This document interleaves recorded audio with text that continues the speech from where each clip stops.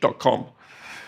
This integrates with your online home and cements this location as a place for you to serve and interact with your audience effectively.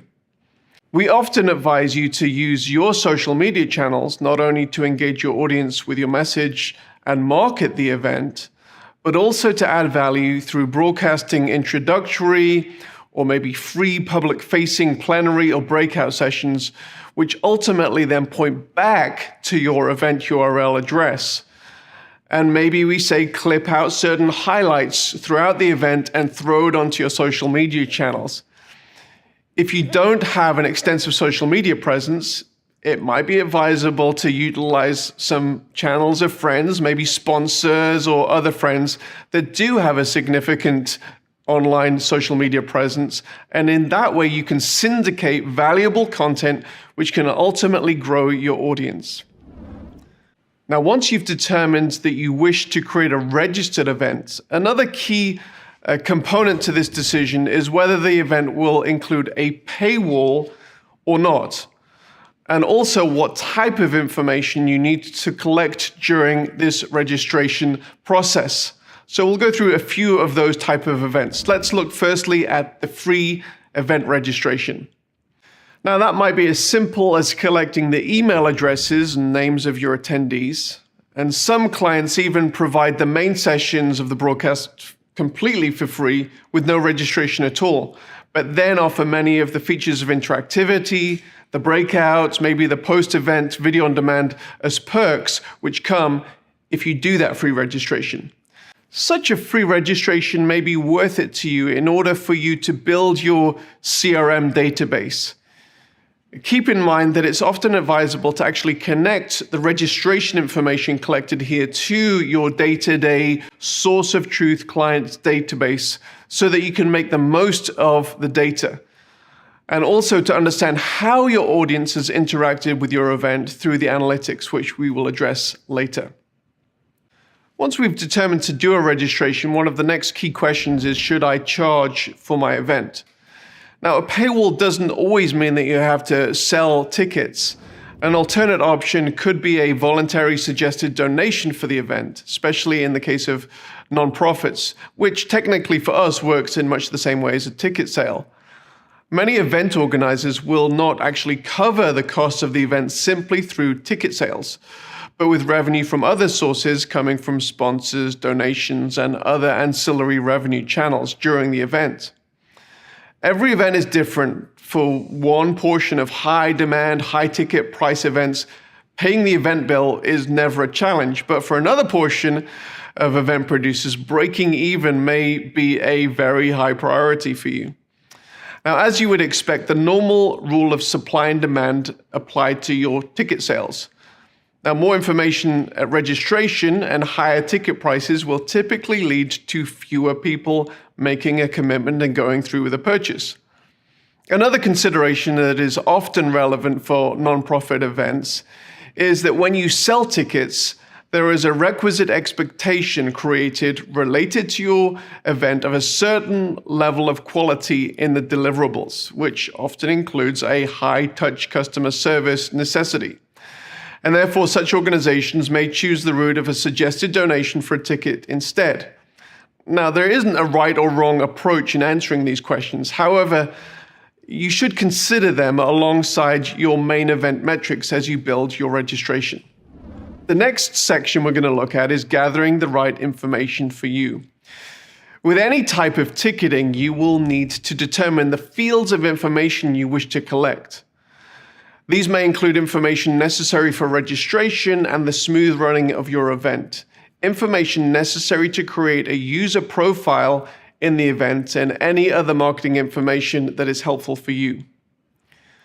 I'm just going to run through a list of examples of fields that you may consider, and we'll bring it up on the graphic. Name, your first and last name, email address, a full physical address, a partial physical address, country, state, postal code, telephone number, maybe social media links, a short bio, a profile picture of the attendee, a type of ticket required. You may want to suggest different types of audience journeys throughout the event. You may want to have a field for promotional codes, credit card information, and custom marketing questions and opt-ins. As we look at these fields, one of the questions that comes up, should I be concerned about privacy issues in collecting this data? As more and more companies have profited from using the personally identifiable information, PII, of their constituents, privacy concerns have become an increasing concern for any online endeavor. Now, in many countries around the world, legal frameworks have been created to protect citizens from the unscrupulous practices of certain online companies. Now, even if privacy concerns are something that you have never considered before, it's important, if you have an online presence and you collect any kind of personally identifiable information, that you give it a little bit of thought. If you have a web or an app presence, now would be a good time to develop your own privacy policy, terms of service, and perhaps a cookie policy to communicate that you are not one of those unscrupulous organizations who are going to sell data to the highest bidder. As you build the registration of your event, it's important to display these policies to your audience to communicate how you are using the audience's information.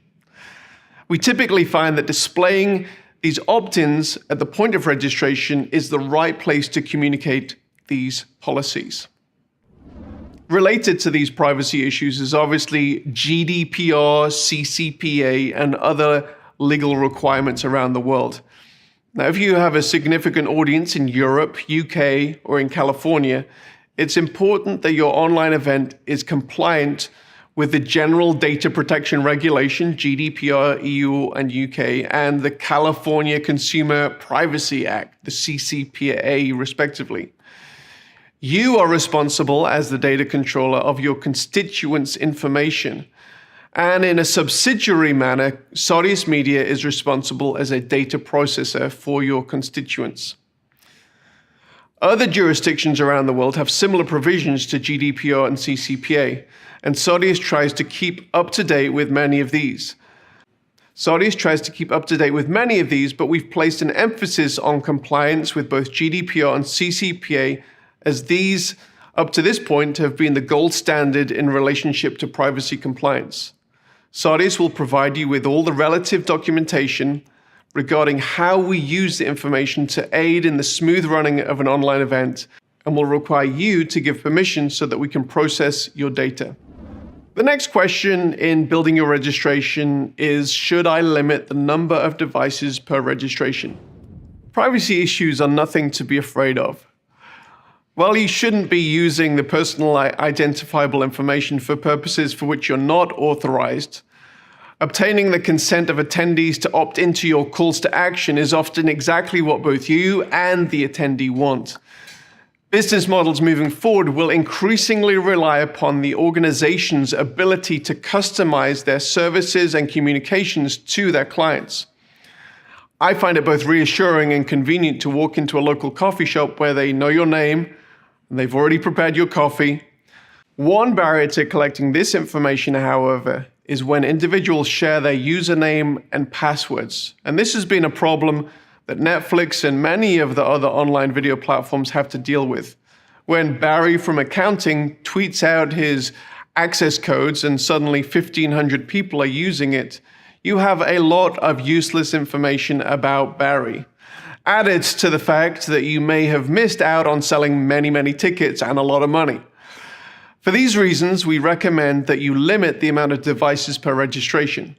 When an individual buys a ticket or registers to a Saudius-powered event, a unique token is created per registration, and that is used to create the individual event journeys throughout the event. It's also possible to restrict the amount of devices that can access the event on that token. As you build the registration, it's important to consider your goals and whether you wish to restrict each token to a specific number of devices, whether it's 1 device, 10 devices, 20 devices. Audience journeys. You may choose to develop an event where every attendee is served the same content the same way. Alternately, you may wish to create an event where the audience either chooses or is placed in a custom journey related to their audience segment. In much the same way as you have choices in an in-person event, you need those same choices online. Now, this may change what content that audience segment sees, which user interface they interact with, and which other attendees they interact with as well.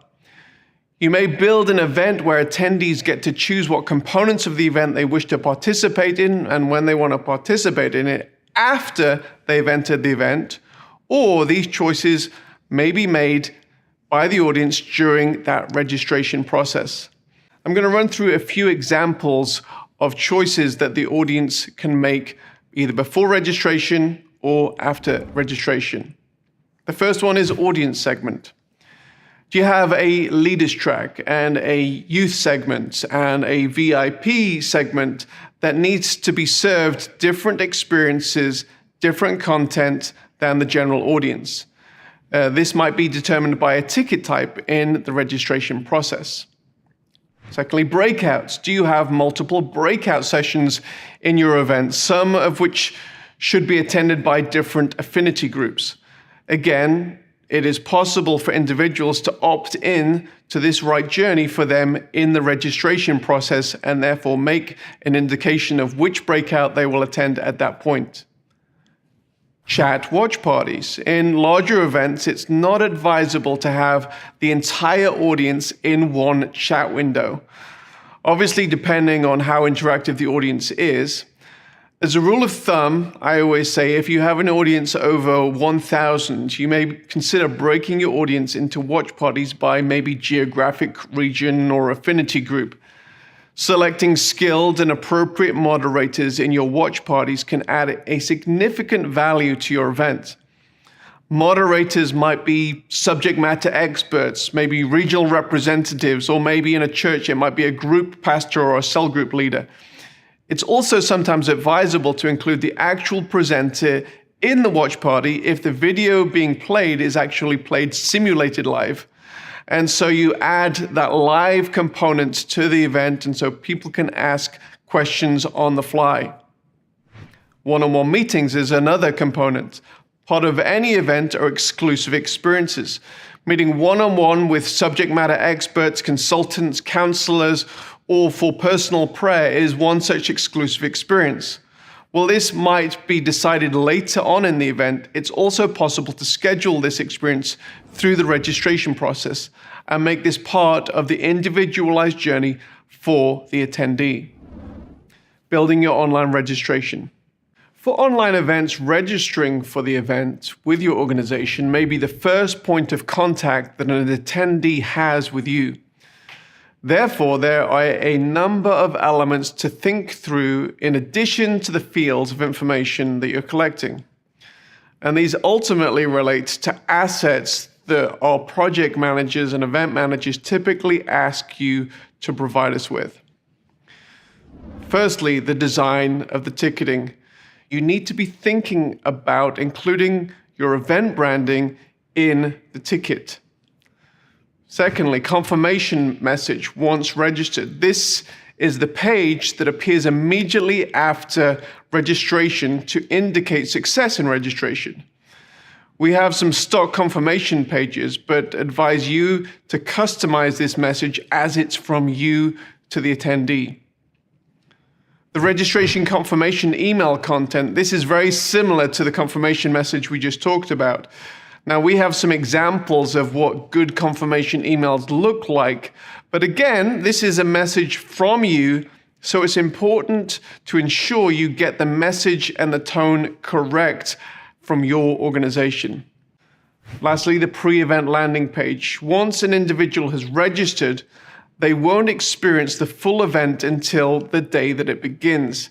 However, it is still possible to move the objectives of the event forward with an effective pre-event landing site.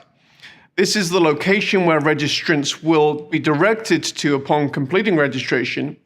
It includes your basic branding elements with a written welcome message and usually a countdown to when the event will open. We also advise that in addition to any text, you include a welcome video, which can help orient your audience regarding what to expect at the event, as well as creating excitement and maybe pointing people to a specific call to action that you may have in that pre-event build-up period. This might be a temporary landing page until the event watch page is created. Now let's talk about collecting money for a moment. A number of ticketing services out there handle the payment processing of an event for a significant fee, which is often taken off the top of the monies collected before the remainder then reaches you. Now we at Saudis operate on a different model, and that's a bring your own Stripe account approach.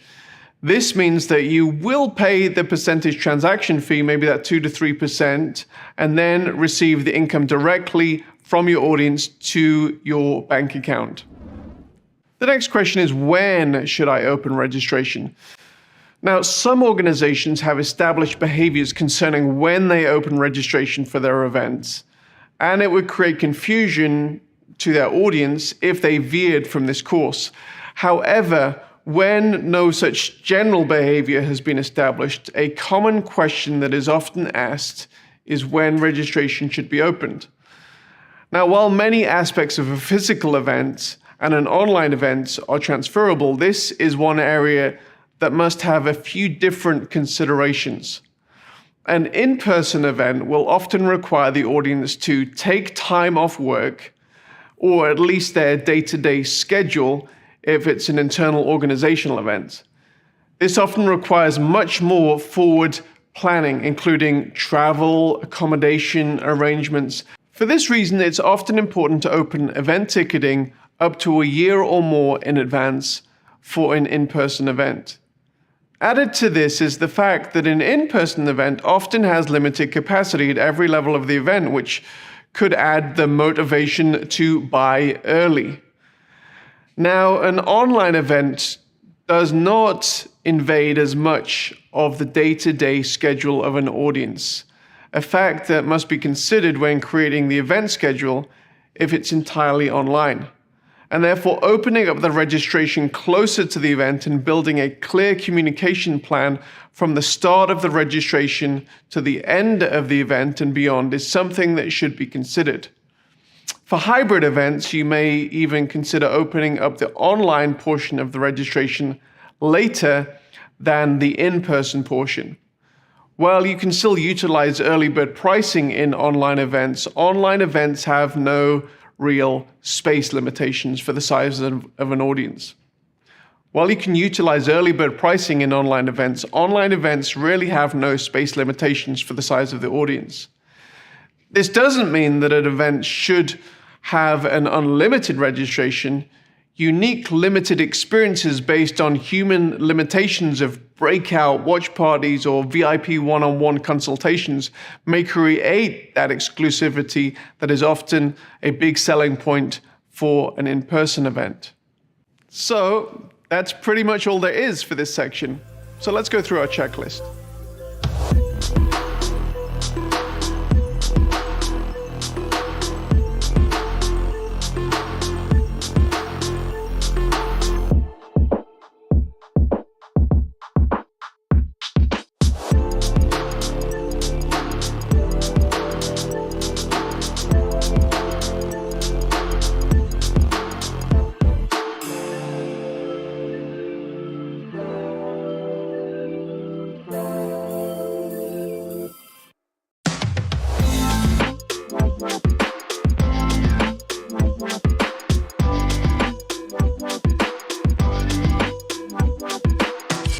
In this session, we're going to go through all the considerations that you need to think about in relationship to producing your online event. When you design a large in-person event, much thought is often given not only to the content that is delivered from the stage in the main plenaries, but also to the design of the stage and the main auditorium. Also critical is the decor, flow, and hospitality from registration through the main sessions, the breakout seminars, the layout and the movement flow of attendees moving from main session to the exhibition hall, let's say, and finally, the time and the spacing between sessions. All of this process, along with thousands of other considerations unique to your organization, takes time and consideration. The bottom line is the way that the event is designed communicates to attendees their value and the value of the experience. Design gives us the opportunity and the ability to create the correct emotion and feeling needed to highlight the importance of the content that is being communicated in your event. Now, similar motivations must guide the approach to designing an online event. An amazing brand contained with killer design, implemented with a highly intuitive user experience, will create the difference between a good and a great event. Creating this wow factor, as we like to call it, is something that will create that difference. Your audience is typically part of your tribe. They've come to your URL to experience your event. Now, while your audience could experience your broadcast within the context of a social media platform or even a cookie-cutter platform, in such scenarios, often the platform itself becomes a dominant part of the experience. You are in essence meeting in, say, Facebook's building rather than your own. Now, those of the utilitarian mindset may not care for this design aspect, yet I believe, and all of us at the Sardius team believe, that it's important to think about the following components in a similar way to the way that you would consider the component parts of an in-person event. Considering the video, the user interface, which we call the UI, which is typically more about the design aspect, the user experience, or UX, which is typically more about the functionality of the platform, as well as the timing of the overall presentation that altogether determines the quality and the wow factor of your event. Now, Sardius can adopt a number of approaches when it comes to design and UI and the whole graphic design process. The first approach that we take is that we do everything. Sardius always provides the user experience functionality related to how the event works, and we can also offer professional design services, which can be limited to simply the user interface of the main watch experience, but could also be extended to creating a unique brand guide with logos, graphical assets, motion graphic assets to avoid the workload for many busy design departments, or create a unique interface for smaller organizations that may or may not have a design department. Approach 2 is that you rely for graphic design on your tried and tested in-house designers or design agency. We are very intimately aware of the visceral effect of design and how much brand and design matter to design teams and agencies of so many of the larger organizations that we work with. Outsourcing design to a new company for what may be a large communication opportunity for your organization may not be the road that you want to travel at this particular time. And that's perfectly fine. In such situations, Sardius provides your design team with the different wireframe templates and options and previous examples of event layouts and user experiences that have been successful in our experience, and invite your design team to dream about what your brand would look like in the most optimal situation, often creating a flat design that then our team brings to life. The third approach is a more modular approach for perhaps more budget-minded clients. For those more conscious of time and budget, there are also more modular approaches that we can offer in this situation, giving you dimensions of some of the design elements that are needed to be populated for an event. In this case, it will still feel like you customized, as you will be responsible for colors, images, and design elements. However, it is a stripped down approach. A list of design elements that you need to provide will be given to you by your event manager. Regardless of how the user interface is created, there are many design type elements that you will need to provide to our project management team that will be used to build the event out, and your event manager will provide you with that list. Coupled with an excellently designed user interface which effectively communicates your brand is the schedule and structure of the event, and considerations of when to present certain components of the event. Now, we take the approach that an effective online event is not a static web page with a library of video and other information that the attendee gets to navigate through on their own time, although there is a time and a place for this type of experience, and a component of it may even be part of your live event. But rather, an effective online event, in much the same way as an in-person event, is a shared experience of different event sessions that are served to the attendees in real time in much the same way that an in-person event happens. Most events consist of main plenary sessions, breakout seminar tracks, and other type meetings. These sessions form the backbone of the event in terms of content delivery. Therefore, it's important to consider a number of factors in delivering the most optimal experience for your attendees. The run sheet, or stage and content order. Before considering anything technical, one of the most important tasks you as the event producer will have to undertake is developing your event run sheet. This will require you to think through your overall event purpose and metrics, what you're trying to achieve in different parts of the event, and how do you want to structure the communications and the content flow of the event to achieve those goals. Now, traditional in-person entertainment will often build towards the best entertainer who is topping the bill, which typically happens last or close to the end of the event. While you might consider this, it may also be helpful to think of your entire event in the same way that you would consider a single presentation.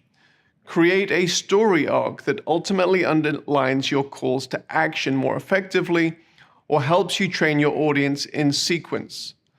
One of the main benefits of online events is the ability to include presenters from around the world in a way that would not be possible if they had to travel to your event at an in-person location. There are a number of effective softwares and simple templates available to help you manage your minute-by-minute run sheet for the event.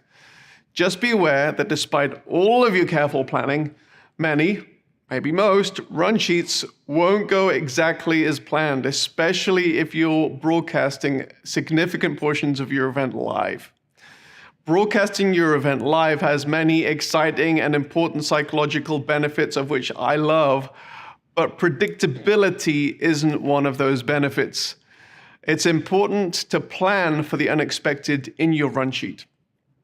Allowing for the unpredictable in your online schedule is something that you should be aware of. Sardius gives you the ability to create very complex event schedules ahead of time, which you will need to do. However, if you have the unexpected changes to your schedule at the last minute, you need to ensure that you are hosting your event on a platform that allows you to make last-minute changes, rather than the event being significantly cached on the attendee's machine. Sardius allows you to make those last-minute changes and work them seamlessly into the flow of your event. Now let's turn to the video production of the event. Typically for an in-person and a hybrid event, it's recognized that video production must be of a certain quality level. The same realization is not always recognized with exclusively online events. With the proliferation of video conferencing platforms, video quality often isn't given as much thought until the audience is struggling trying to follow a presenter who has filmed his presentation on his mobile phone with bad video and audio. And when we speak of video production quality, we're speaking of video camera quality, audio quality, lighting quality, background quality, and finally broadcasting quality. Often with online events, the event producer is having to deal with presenters from diverse geographical locations. In the past, may have only been the preserve of outside broadcasts on newscasts of election coverage. Without having to produce full-on TV quality, here are a few suggestions to produce the best quality video for your event and mitigate against some of the inherent risks. Number 1, obtain a central location to film and broadcast from. Most individuals don't have access to high-quality video production gear. Now, this has changed somewhat in the post-COVID world, and even if you do, it is often wise to have a second set of eyes as a video producer to ensure quality production. If you obtain a central location to shoot the event with a higher quality production level, better equipment and tech personnel, and invite your key presenters to this location, you can limit your exposure to bad video. Secondly, pre-record the segments of your event where you're broadcasting a video conversation. There may be legitimate reasons why you need to broadcast a low latency video connection live. For example, if you require a live feedback interaction with the audience. If you don't, it may be wise to pre-record this segment, which gives you the ability to get better quality video, which could possibly be edited if there are any mistakes or video dropouts. Thirdly, ensure key presenters have better quality video recording and broadcasting equipment. The success of your event may be dependent upon certain key presenters. If they cannot be at the central location, then try and ensure that they have access to better quality video production. This might involve them traveling to a studio close to them, or it may involve providing them with better cameras, lighting, audio, perhaps a backdrop that they can record their presentation independently. Even if it is part of a live video conference conversation, this can be edited for a later simulated live broadcast. Now let's talk about broadcasting and the live or the simulated live question. The subject of whether your event should be broadcast live or pre-recorded and broadcast at a simulated live event is highly connected to the structure of your event. Having bad video can be a make or break for an online event. Therefore, this is a consistent question that the Saudius team discusses with our clients. There are a number of pros and cons to each approach. Let's talk about live. But it is these very limitations that make live events popular. It creates a psychological buzz, it results in bigger audiences, and it creates the ability to create finances through mechanisms like pay-per-view.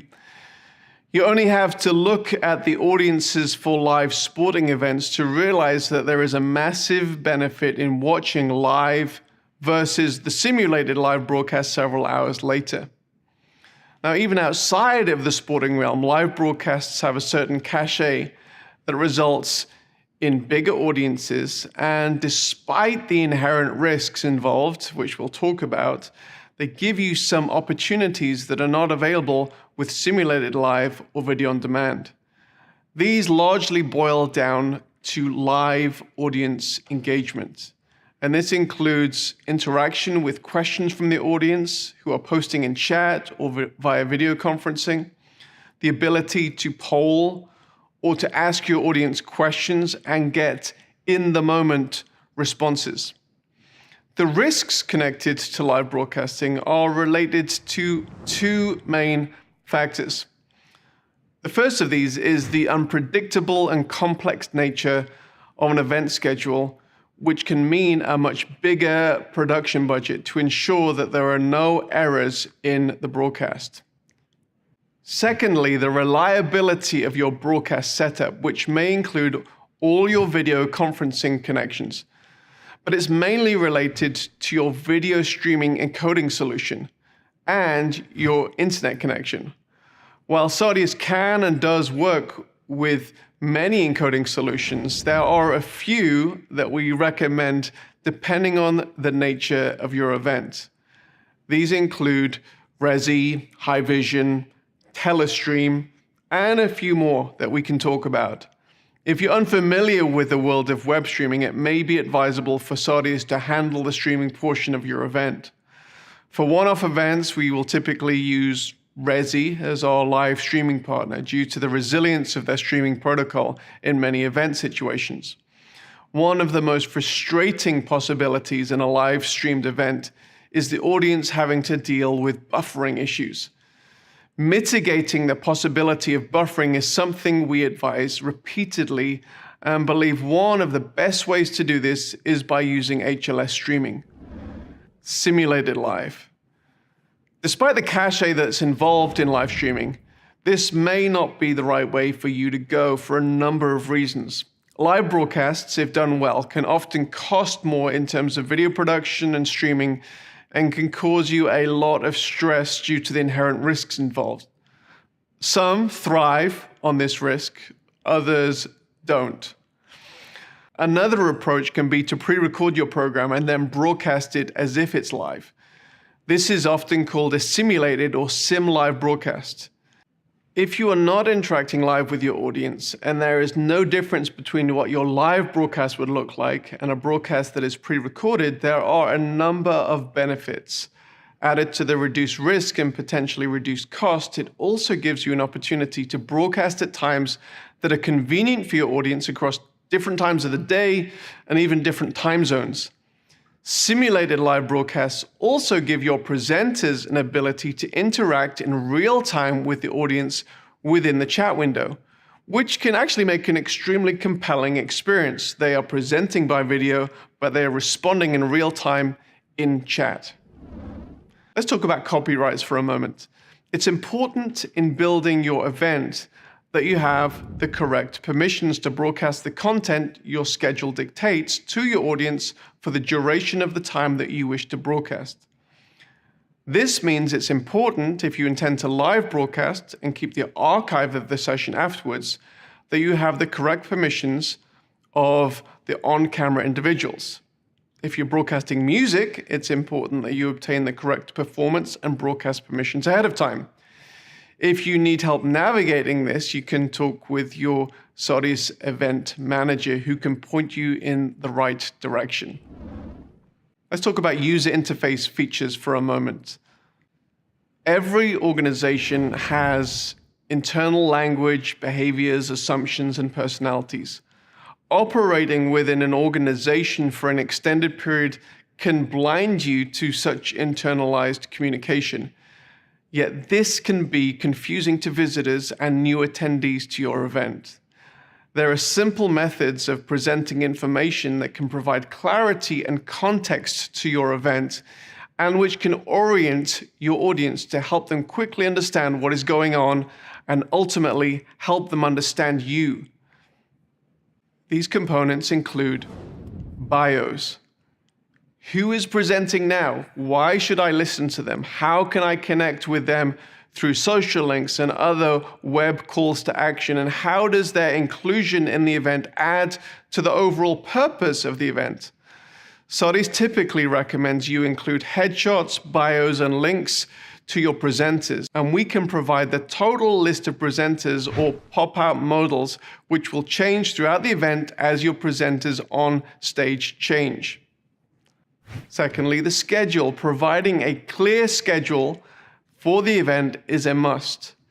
We typically do this two ways, with an at-a-glance approach as well as providing an interactive timeline under the main video player, which progresses throughout the event and gives the ability for the audience to see where they are at within the context of the whole event. Calls to action, or CTAs, are highly related to your main purpose and the metrics of success for your event. These should generally be decided ahead of time. You shouldn't overload your audience with CTAs, but they are super helpful in being clear with your audience about what you would like them to do, so don't leave them out. And once they're determined, you can include them in many parts of the event and the event platform, from presentations in the main session, to linked overlays, to handouts, to things in the chat window. However, within the main watch experience, this might take the form of prominent text, graphics leading to a landing page, which can help your audience respond in an appropriate manner. So these are just some of the things that you need to think about as you create a clear, effective production of your online event. Let's go through the checklist.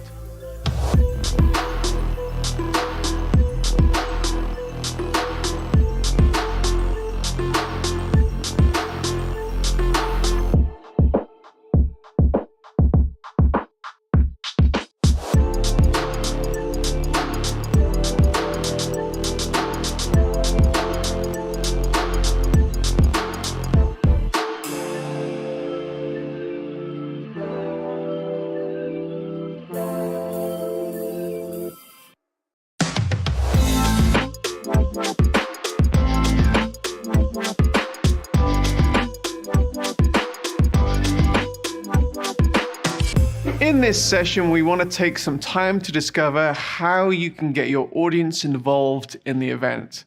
After all, this is one of the reasons to use a customized online platform. Providing customized communication opportunities throughout the event, both from you to the attendees, between the attendees, and from the attendees back to you, is highly desirable to keep audience engagement high and for everyone to achieve the objectives they have throughout the event. Sardius provides a number of options for these purposes. Firstly, moderated chat and watch parties. Providing your audience with the ability to chat as a group or as a smaller geographic or affinity-based watch parties has become an expected feature in recent years. We've already mentioned the pitfalls of having too many attendees in a chat window and the rationale for watch parties. However, to get the most out of this feature, it's helpful to think intentionally about how you would like attendees to interact, rather than allowing the unmoderated Wild West, unproductive, and sometimes downright nasty comment sections many will intentionally avoid, or some websites. And for your comfort, because we provide moderated chat, we both flag and mute offensive language and provide moderators the ability to mute trolls so that they can continue their trolling behavior to their heart's content, oblivious to the fact that they have been placed in a cone of silence. We believe intentional chat includes the following. Firstly, using presenters, pastors, subject matter experts as moderators. This gives the presenter the ability to guide the conversation and ask and answer specific questions. Secondly, guided conversation. You've hopefully already figured out the why of your event. Chat used effectively can forward these goals.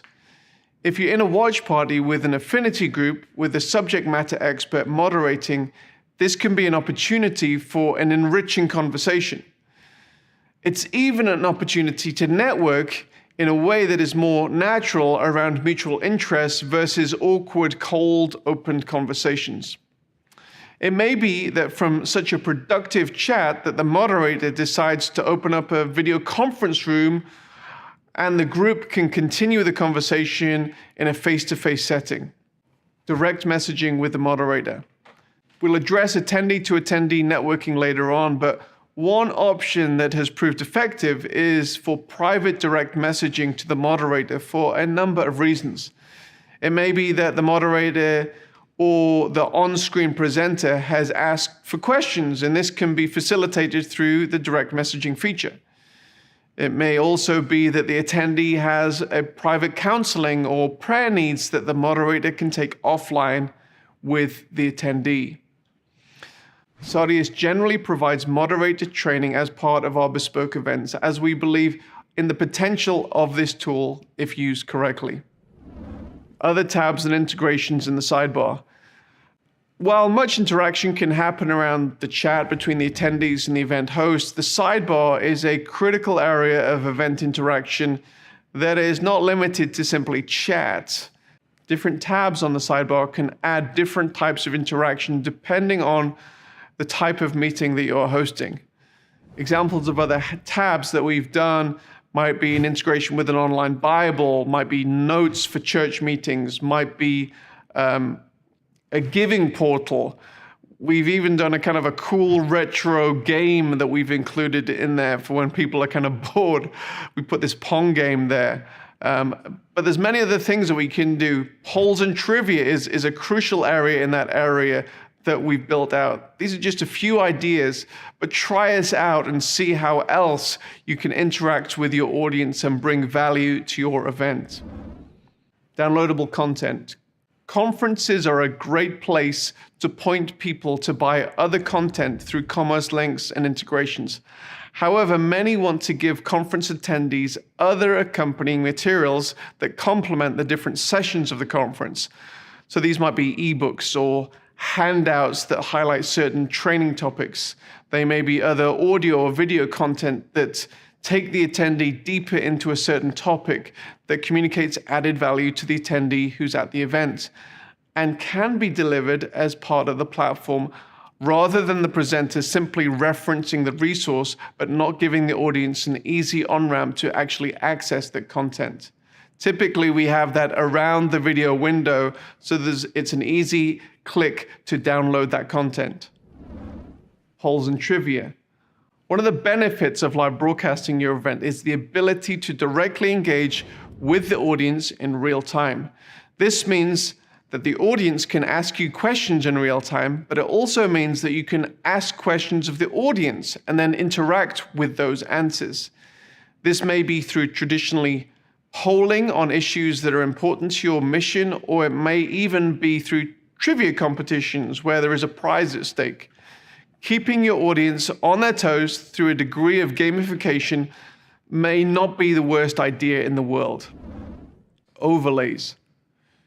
In many event scenarios, it's helpful to include a degree of video graphics over the video. This might be lower thirds describing who is speaking now. It might be a logo placed at the top corner of the video. It might be a call to action for giving campaign. It might be a call to buy a product, the latest book of the speaker. While it looks good to include these graphics, it's also helpful if such overlays can include a hyperlink to the specific call to action that is being highlighted at that particular moment.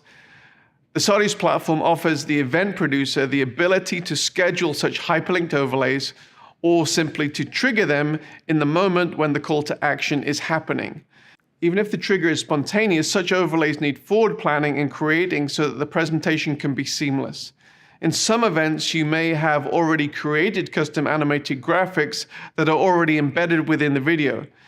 It's still possible to make such graphics interactive by creating transparent hyperlinks to place over the in-video graphics.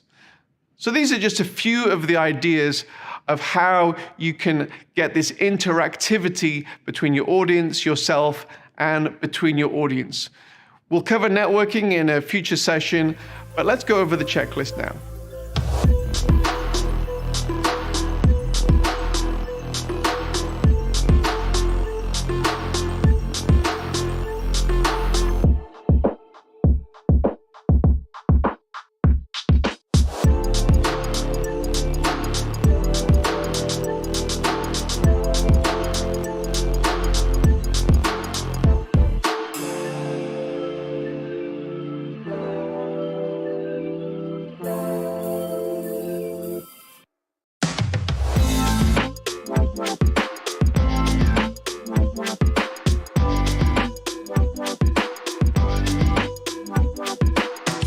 Up to this point, we have envisaged either an entirely on-site, an entirely online, or a hybrid event.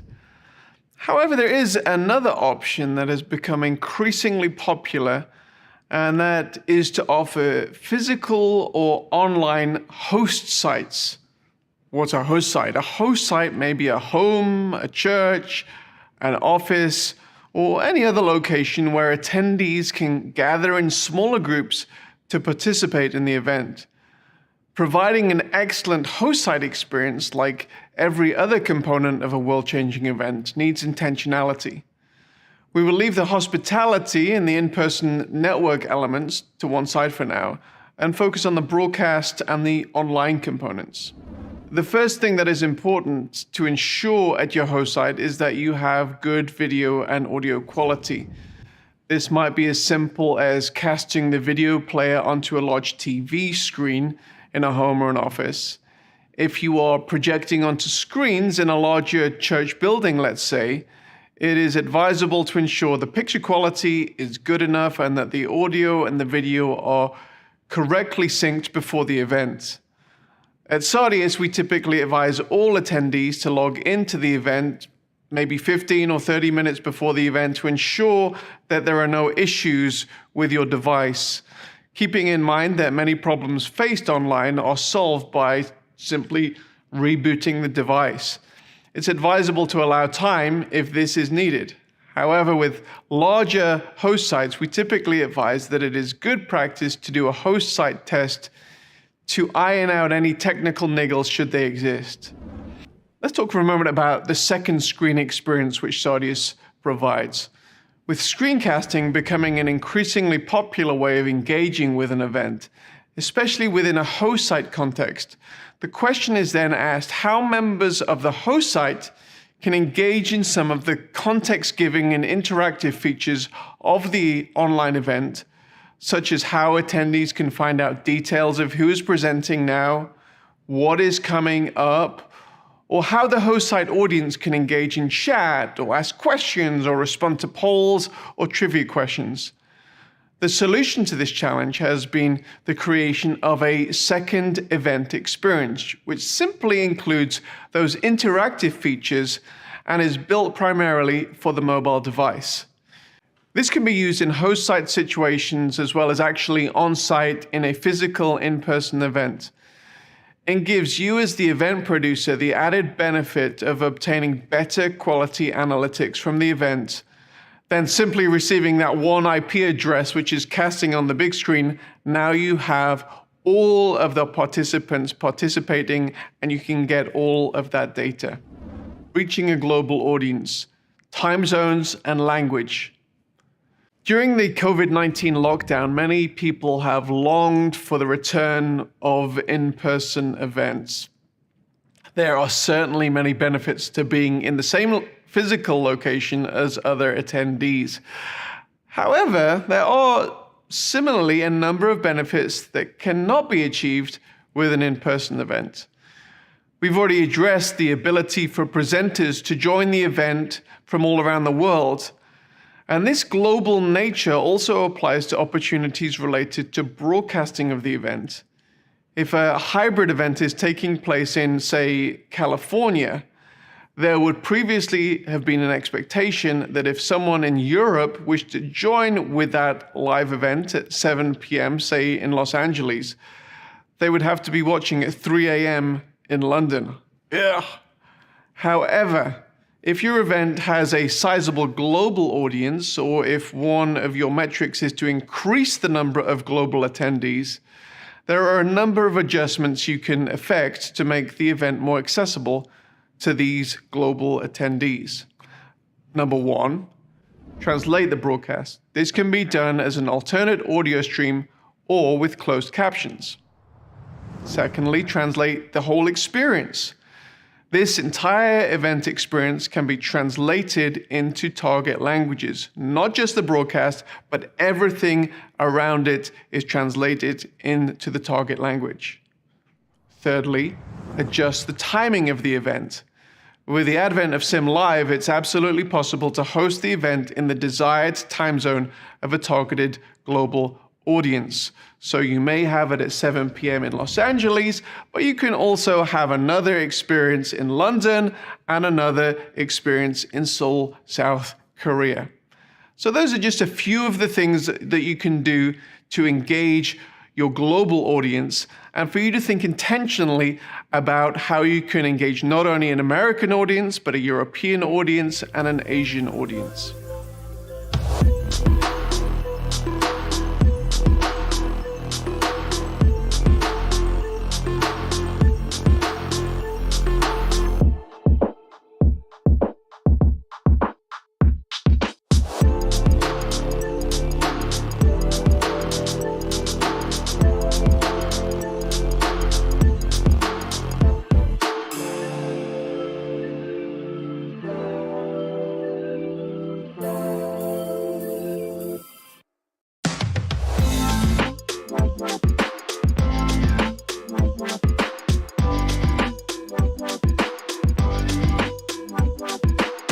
Networking is one of the principal goals of many events. The question of how you can effectively connect with the right people at the right time is something that Sarius is trying to perfect on an ongoing basis. There are often a number of motivations that attendees have in coming to events. For some who are power networkers, they are often there essentially to sell, whether it's themselves, their products, or even their ideas. For others, they are on a discovery mission to find the best solutions to their challenges. Some are highly motivated to meet with the people they need to meet with, and others want to simply lurk and not network at all. Satisfying the needs of all types can be a challenge. There are a number of solutions out there that provide a serendipitous type of networking that you may have at a physical event. We believe networking and the ability to exchange online business cards doesn't have to be this hit or miss experience and can be more intentional than that which can be found in in-person events. One component of networking in an online event is networking around ideas or on the basis of geographic location or affinity group. And we've already looked at this a little bit when we looked at watch parties in the main plenary sessions or breakout rooms. This is a great way to engage around ideas or unique challenges for individuals in geographic locations. And somebody says something that you like, and you can respond to them and actually network around those ideas. This is a great way of networking, and I might add, it's not really easy to implement that as a feature in a physical event. Another way to network is in the exhibition hall itself. The exhibition hall is known by various names: Expo, Sponsor Hall, Resource Center. This is a component of an event that can provide a main funding mechanism for the event producer. And in much the same way as a physical exhibition does, in the virtual experience that the Sarius platform provides, sponsors have the opportunity to upload promotional videos and other materials that they would often have at a physical booth, as well as including links to other online resources.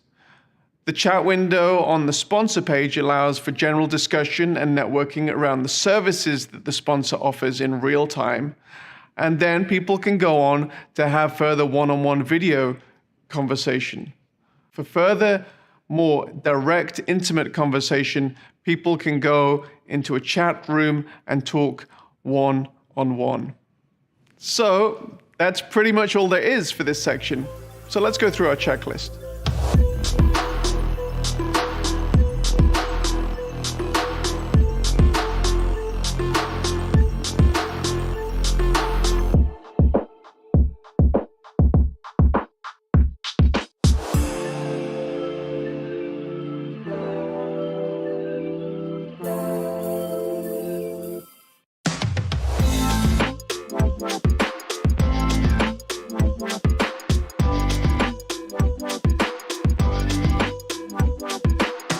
While there are many benefits for event broadcasts to occur in real time with an audience experiencing the event at the same time, there are different benefits in both supplying an event with extra video-on-demand content.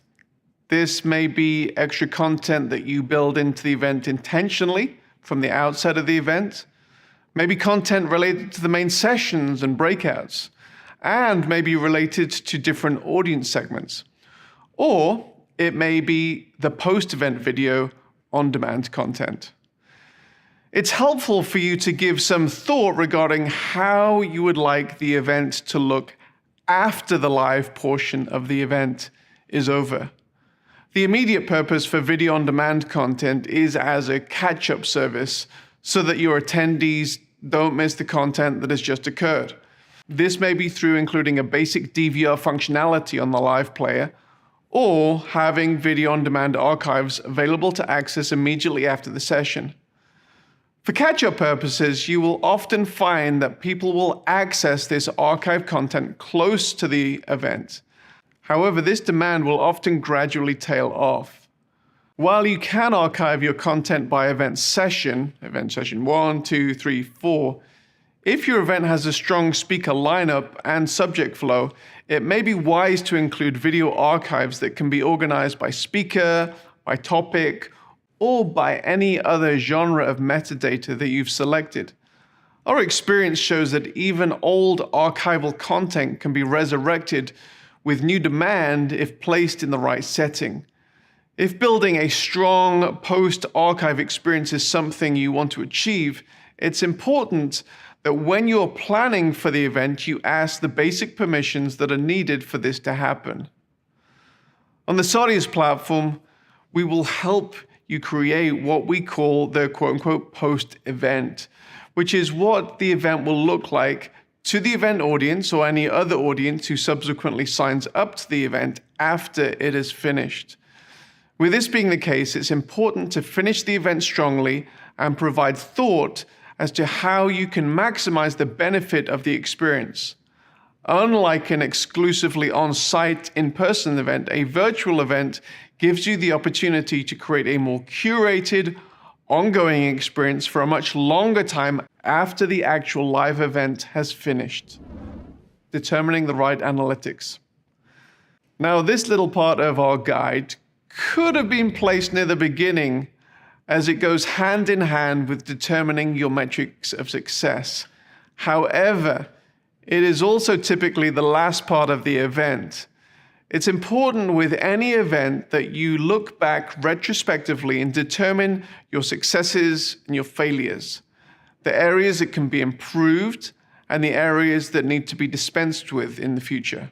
With online events, it is in some ways easier to determine the level of engagement in each component of the event, as you have the ability to quantify to some degree how your audience engaged with each video and part of the event. There are a number of ways that Sardius sets up analytics. However, as with many aspects of the world-changing event, how you set up analytics is determined in many ways by what you need to see to establish whether the event has been successful. The analytics we receive are based on, firstly, player statistics. The built-in statistic engine on the Sardius platform is focused on stats around the video players in your event. This means that there are many and varied analytics around the demographics of who watched your video content, where they watched it from, on what device they watched it on, how long they watched it for, which content they skipped, and which they engaged in. In addition to those video player analytics, you can also get page analytics. We also have this ability to apply your Google Analytics account to different components of the event. This also includes your sponsor's ability to include their Google Analytics account on their sponsor experience, which gives you the ability to track page views versus player views. This can give you the ability to track how many individuals click through on certain calls to action. And some of these calls to action may be key to your key metrics in the event. Ultimately, there's no silver bullet to ensure without a shadow of a doubt that your event will be successful. There's inherent risk involved in pretty much everything in life. However, if you follow the steps outlined in this guide, you have a much greater chance of not only knowing what you want to achieve, but actually achieving it. Obviously, as the size and the complexity of your event grows, the checklists of tasks to complete the event successfully will grow. If you're already a Sardius client, our event management team is waiting to get into those many lists of tasks that have to be completed so that you will have a world-changing event. If you're not a client, our business development team is really open to having a conversation about whether Sardius is the right platform for you at this moment to take your event to the next level. No matter if you use Sardius or not, we're rooting for the success of your events and your organization. And I thank you so much for taking the time to go through this event guide.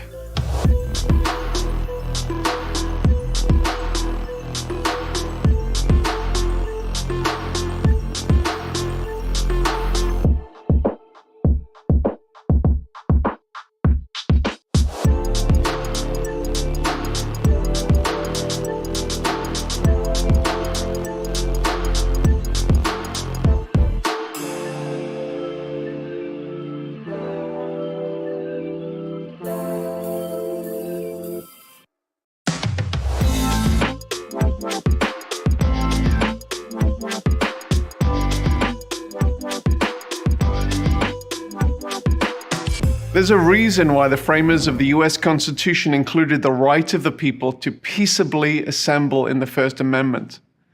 The reason is that history changes when people gather and exchange ideas. Be it the early church who gathered 2,000 years ago to the recent gatherings of the Arab Spring. Countries change, companies change, and individuals change when people gather, often providing the high watermarks of our lives. Just think about it. My bet is that your life has been changed by an event where people gathered, you exchanged ideas, and your life changed as a result. Well, hi, I'm John O'Hall. I'm with Sardius Media, and I want to take you on a journey over these next few videos to help you ask the right questions about your proposed event and ultimately get you the right answers. As you consider your upcoming event, you may not be thinking of an outcome as earth-shattering as those historical events I just mentioned. After all, you may only be planning your quarterly leadership gathering of your organization, the annual get-together. However, if you really want to achieve the change you so dearly would love to see in your organization or movement, perhaps the event you are planning can create the momentum that you so desperately need. You just need to be intentional about it, and that is what these videos and this guide is all about. Now, of course, I'm representing Sardius Media, and in these videos, it's a given that we're going to be leaning pretty heavily in the direction of what makes a great online event. However, I'm hopeful that the journey we go on will be helpful no matter what type of event you're putting on. The questions we ask throughout these videos will hopefully lead you to clarity regarding what you want to achieve and how you can achieve it. We'll move from one video to the next, from big picture questions to the more technical online aspects of your event. We're rooting for your event success and hope that the following video and guide will help you navigate these waters. I'm looking forward to our time together. Let's get into it.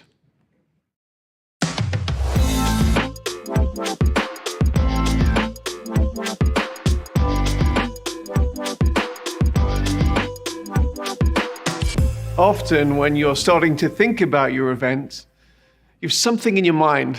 Maybe it's a full room, a conference center, or a stadium buzzing with life and activity. And immediately, what typically happens is you go into planning mode to see how you can achieve that goal. But I want to encourage you to go back just a little bit further before we begin the planning phase and ask some more existential questions. So number one, I want to figure out your why. Whether you're having an in-person event or an online event, one of the first things you need to determine is what exactly the metrics of your success are in the event.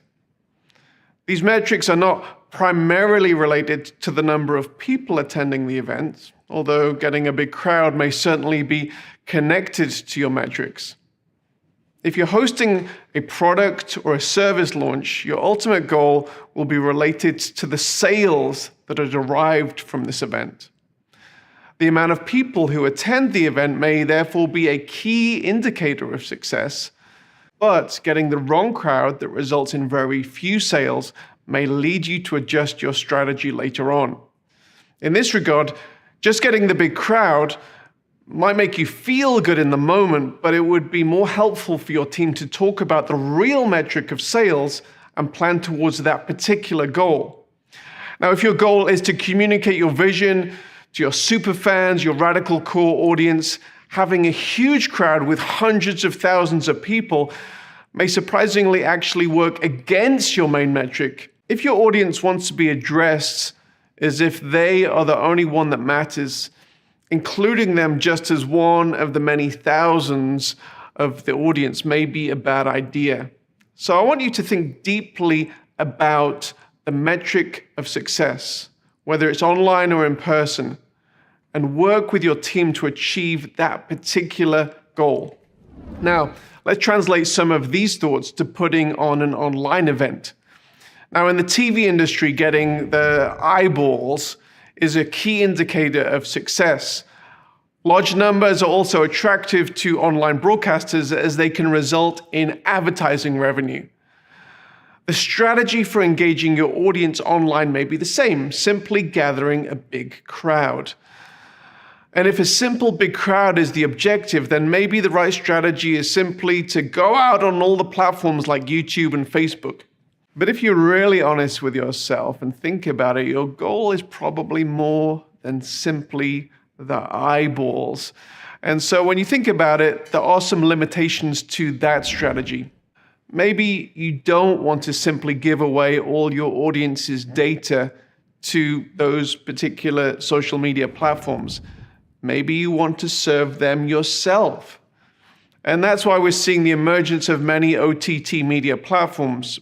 Previously, you would watch content through the major media outlets, ABC, NBC, BBC, now Facebook and YouTube. And now the content makers are going, quote unquote, over the top to reach their markets directly. Think about Disney Plus, Discovery Plus, and the multitude of other niche brand video channels who are engaging their core audience directly. Getting to know who your core audience is, your super fans, your radical core, and engaging them around topics that are relevant to their life may be a more efficient and effective way to energize your people, who will then leave the event and immediately sell the vision to 10 more of their friends and therefore grow your superfan radical core. Now, choosing the right type of event is important. There are different types of people, there are different types of objectives, there are different types of events. It's important to understand the difference between meetings. In some meetings, you need to achieve deep collaboration between attendees, while other gatherings are about gathering as many people as you can to mobilize them behind a specific vision. Sometimes you need an intimate fundraising banquet, and other times it's a rock concert that you're after. There's no right type of event which is better than another, but it is important to recognize what you're trying to achieve and choose the right medium to communicate exactly what you need to. Now, there generally is a right type of event for what your present needs are, and you shouldn't spend a whole bunch of time and money and then later on realize that you've made a poor choice to achieve the desired goals. And so that is why I want to encourage you to be intentional in figuring out the right medium. The rationale and motivation for an online event is just as important as the rationale and motivation for an in-person physical event. There's not one type of online event that you have to go down. It's often possible to mimic the aspects of a physical in-person event when you're having an online equivalency. However, it's important to recognize the differences between online and in-person events. Simply being online means you are communicating in another medium, and while this offers many benefits over in-person events, there are similarly many elements that cannot and shouldn't be reproduced. Online communication is better for intense, effective, focused, interactive information sharing, as well as focused networking, one-on-one meetings. While physical events can be much better for creating space and time, more serendipitous networking, having meals, coffees, and walks. Similarly, you will never experience the intense, ear-bleeding, emotionally high experience of being in a mosh pit at a concert online. However, you can experience a perhaps more intimate, artistic experience through a broadcast feed. It's also important that you think in a correct manner about your financial budget. It is so possible for you to lose a significant amount of money in organizing a large-scale event. However, it is important also for you to consider the financial aspects in the right way. As with many endeavors in life, it's also important not to underestimate the potential financial benefits and use false economy in planning your event. Many of the components of a successful event will involve spending, and this includes your stage lineup, your production budget, or broadcast distribution budget. Often your event will only be as strong as the weakest link. For example, You may decide to go big on funding a high-end speaker or band and then skimp on the production budget. In most scenarios, this would be a bad decision. And the same is true for online delivery of your event. There are some amazing solutions being offered on the market at the moment, and it's important that you don't skimp on providing an amazing experience for your audience. Now, we have advised many event coordinators who are hosting large events, and often the first component that is considered is the lineup of presenters on stage. Maybe it's famous bands and speakers who will have the ability to gather a crowd. Gifted and charismatic stage personalities are great, and they may form a component of your overall strategy. However, it's imperative that before you invite any presenters, you are clear about your metrics and your narrative. Now, the narrative is the story behind your event, the reason why your audience will want to attend your event rather than the other events where the same speakers and the bands will be attending. Discovering your narrative is typically a process which begins with discovering your why in hosting the event and the why your attendees have for attending. Now, following tried and trusted methods of storytelling and communicating your narrative is helpful for both in-person and for online events. Thinking of your potential attendees as the hero of the story that you are inviting them into, and with you as the trusted guide, is ultimately helpful to all parties and the vision which you would like to invite the attendees into.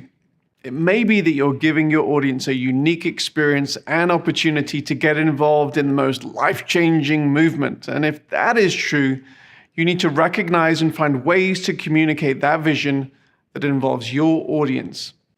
This narrative must be communicated through your event brand guide and your written and video communication as you promote your event. Now, while this is true of all events, it is helpful not to miss this element when it comes to planning your online event, and consider the unique online methods to respond to this narrative. Determining your stage lineup.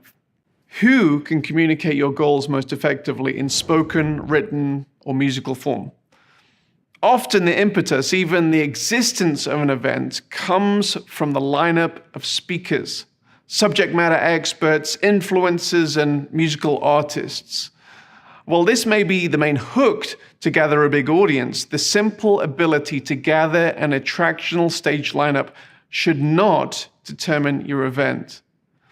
The why and the narrative should always come first. Individuals or groups who present or perform from your stage need to serve that particular vision and narrative. And if this doesn't happen, there is a possibility that you, your audience, and your guest speaker will come away from this event feeling used, and this lack of cohesion almost never achieves the worthwhile purposes for which you started out. Now, when considering either a hybrid or a completely online event, it's important to consider the different mediums of communication you're employing. A stage in front of 50,000 people in an arena versus small screens in front of 1 million people are two entirely different mediums. Although the latter is reaching a much bigger audience, a small screen is always a much more intimate medium and requires an approach where the audience is being addressed in a more direct, one-on-one manner, much like I'm doing now. When considering your lineup, also consider how you're going to communicate to both audiences most effectively, and consider how your lineup is going to do this. Audience engagement is important in both mediums of communication. Now, it's clear to all of us that the world was taken by surprise by the COVID-19 pandemic.